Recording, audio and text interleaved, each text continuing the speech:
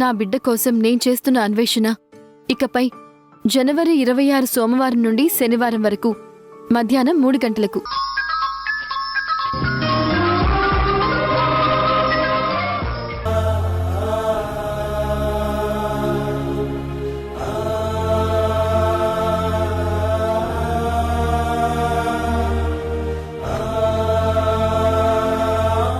యష్కి జైల్లో ప్రాణహాని ఉందని అత్తయ్యకి తెలియకూడదు. ఇప్పటికీ చెయ్యని తప్పుకి కొడుకు జైల్లో ఉన్నాడని అత్తయ్య కుమిలిపోతున్నారు. ఈ విషయం కూడా చెప్తే అత్తయ్య తట్టుకోలేరు.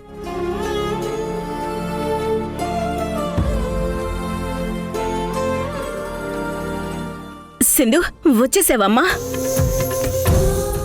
జైల్లో యష్ బాగానే ఉన్నాడు కదా? వాళ్ళని కూడా కేసులో ఇరికించాడని యష్ మీద కక్ష కట్టి వాడిని ఏదైనా చేయటానికి ప్లాన్ చేస్తారు. అలాంటివేవి జరగలేదు కదమ్మా? లేదత్తయ్య, జైల్లో మీ అబ్బాయికి ఎలాంటి ప్రమాదం లేదు.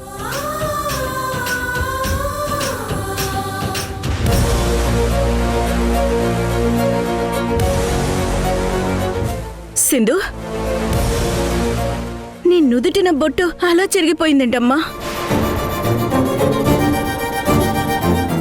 వెళ్ళమ్మా, దేవుడి మందిరంలో కుంకుముంది, వెళ్ళి బొట్టు సరిగా పెట్టుకో అమ్మా.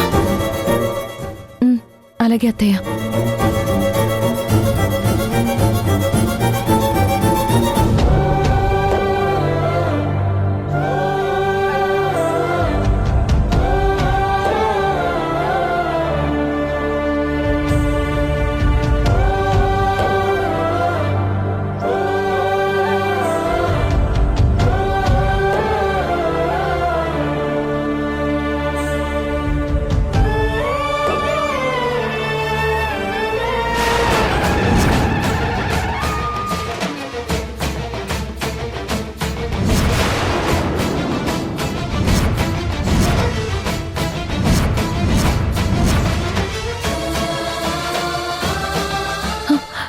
ఏంటి అపశకునం? అంటే జైల్లో యష్కి ఏమైనా జరగబోతుందా?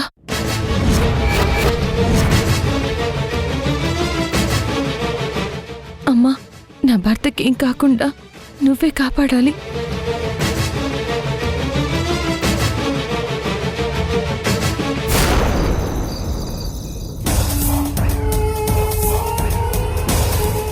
దేవా,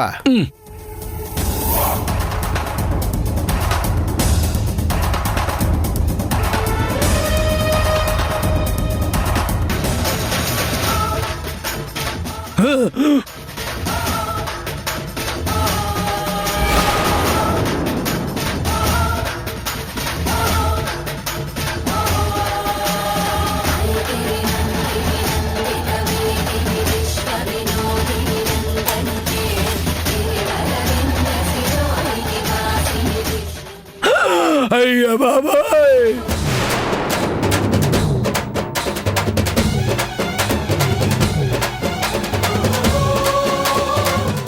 ఏంటి మారుతీరావు లేచావు? కూర్చో కూర్చో, మంతాగు. మందాని మందా ఇక్కడ ప్రాణాలు పోతుంటే. అరే పులే, అర్జెంటుగా ఈ మందు ఈ గ్లాసు మొత్తం లోపల దాచారా. ఏమైందేవా? సింధు మళ్ళీ వచ్చిందిరా. మందు మీద నుంచి తగినట్టేదేమో భయంగా ఉందిరా. సింధం వచ్చిందా? ఎక్కడా కనపడడం లేదే. మీ కళ్ళు తాగా అక్కడ కనబడుతుంది కదా. మేము కళ్ళు తాగడం కాదు దేవా, నీకే మందు ఎక్కువైంది. ఆ రోజు సింధం ఇచ్చిన షాక్లో నుంచి మీరింకా తేరుకోనట్లేదు. అందుకే లేని సింధమును ఉన్నట్టుగా ఊహించుకొని భయపడుతున్నారు అంతే. అంటే నిజంగా సింధు రాలేదా? నేనే అనవసరంగా వచ్చినట్టు ఊహించుకున్నానా? అయితే ఒక మందురా.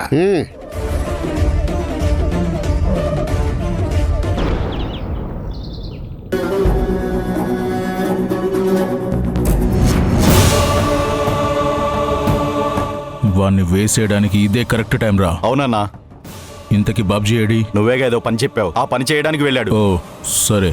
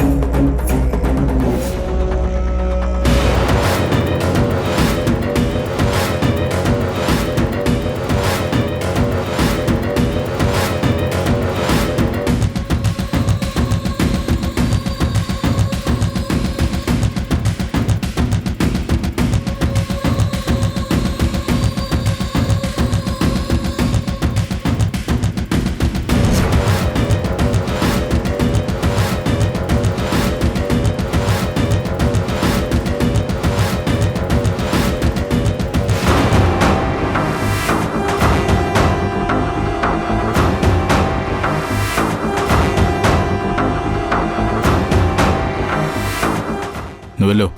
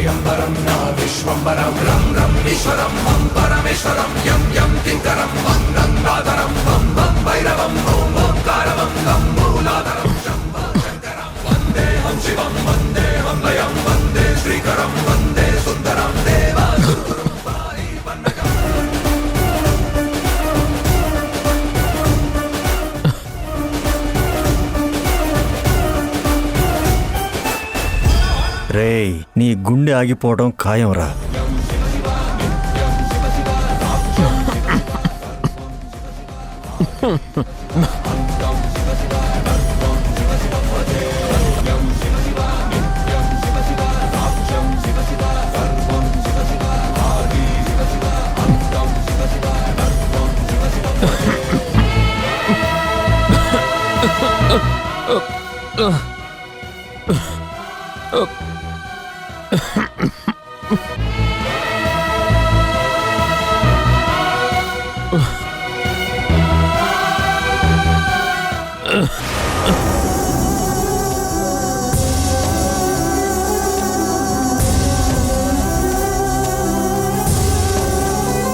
అయ్యో ఏమైందయ్యా?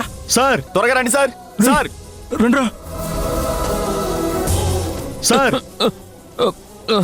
ఏమైంది? అయ్యో బాబు ఏమైంది? నువ్వు జరుగు. బాబు ఏమైంది బాబు? సార్ భోజనం చేస్తూ పడిపోయాడు సార్. లేవండి బాబు, హాస్పిటల్కి వెళ్దాం. బాబు లేవండి. బాబు ఏమైంది? బాబు బాబు వెంటనే అంబులెన్స్కి ఫోన్ చేయాలి.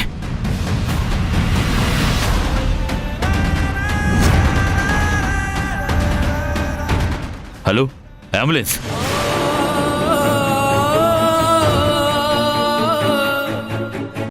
ఈటీవీ ప్రేక్షకులకి నమస్కారం.